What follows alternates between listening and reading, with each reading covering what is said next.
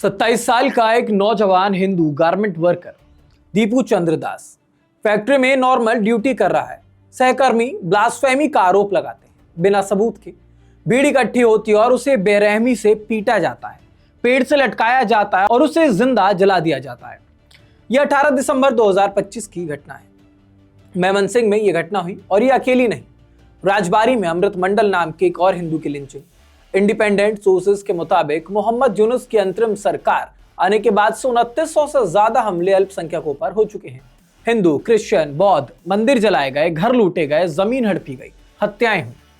इन सभी बातों पर भारत ने चिंता जताई। अब ministry of external affairs spokes person Randhir Jaiswal ने 26 दिसंबर को कहा कि चरमपंथियों के हाथों अल्पसंख्यकों पर लगातार हमले गंभीर चिंता का विषय है। दीपू की बर्बर हत्या की निंदा करते हैं। दोषियों को सजा मिले तो बांग्लादेश भड़क उठा इस बात पर। 28 दिसंबर को ढाका के विदेश मंत्रालय ने एक बयान जारी किया।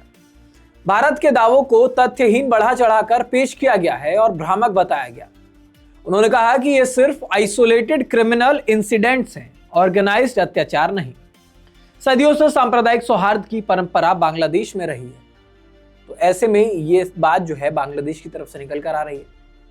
साथ ही साथ एक केस का हवाला देकर कहा कि भारत ने जिस अमृत मंडल का जिक्र किया वो तो लिस्टेड क्रिमिनल था, मुस्लिम साथी के साथ एक्सटॉर्शन कर रहा था, तभी वो मारा गया है। अब इसे अल्पसंख्यक उत्पीड़न से जोड़ना बहुत गलत है। बांग्लादेश ने भारत पर आरोप लगाया कि कुछ हिस्सों में इन घटनाओं का गलत इस्तेमाल करके एंटी बांग्लादेश माहौल बनाया जा रहा है।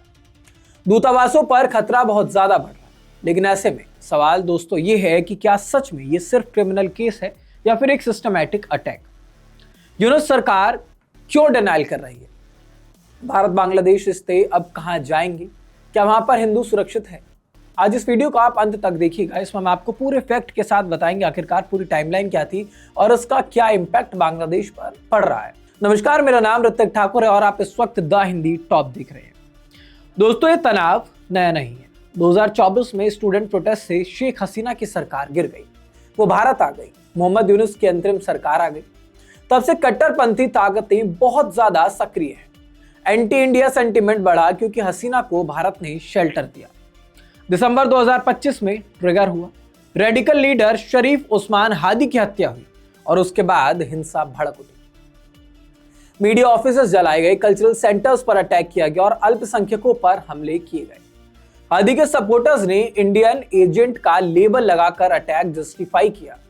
और ऐसे में सबसे शॉकिंग दीपू चंद्र दास की लिंचिंग। फैक्ट्री में वर्क प्लेस डिस्प्यूट या फिर ब्लास्फेमी आरोप। पुलिस कहती है कि क्या ब्लास्फेमी प्रूफ नहीं है, लेकिन भीड़ ने जला दिया। 7 अरेस्ट हुए, लेकिन कम्युनिटी में डर है। उसके बाद अमृत मंडल। बांग्लादेश कहता है कि वो एक क्रिमिनल था, एक्सटॉर्शन में मारा गया है, लेकिन इंडिपेंडेंट रिपोर्ट्स ये कहती हैं कि पैटर्न है कम्युनल वायलेंस का। 2900 प्लस इंसिडेंट्स ऐसे हैं, किलिंग्स हैं, आगजनी है, लैंड ग्रैबिंग है। हिंदू पॉपुलेशन 8 से 10% है, लेकिन डर से भाग रहे हैं। अब भारत ने साफ कहा कि ये एक्सेप्टेबल नहीं है। अल्पसंख्यकों की सेफ्टी सुनिश्चित करने की जरूरत है। दोषियों को सजा दो। भारत में प्रोटेस्ट हुए, बांग्लादेशी एम्बेसी के बाहर भी प्रोटेस्ट हुए, वीजा सर्विसेज जो है वो सस्पेंड हो गई, डिप्लोमेट्स को सम्मन भेजे गए। अब इन सभी मामलों के बीच ढाका बोला कि आइसोलेटेड क्राइम्स कम्युनल नहीं है, ये सभी आइसोलेटेड क्राइम्स हैं। भारत एक्सेजरेट कर रहा है। एंटी बांग्लादेश माहौल बनाने की कोशिश भारत की तरफ से की जा रही है। यूनुस सरकार ने कुछ अरेस्ट भी किए हैं, लेकिन क्रिटिक्स का कहना है कि इंपुनिटी है कट्टरपंथियों को, यानी कि इनके लिए कोई सजा नहीं है। ये बेखौफ है जो कट्टरपंथी है वहां के।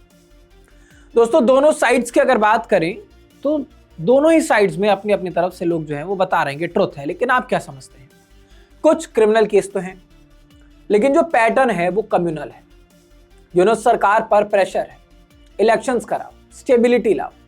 भारत चाहता है कि स्टेबल पड़ोसी हो, अल्पसंख्यक जो है उस देश में सेफ रहें।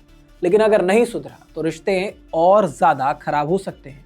ट्रेड, बॉर्डर इश्यूज बढ़ेंगे।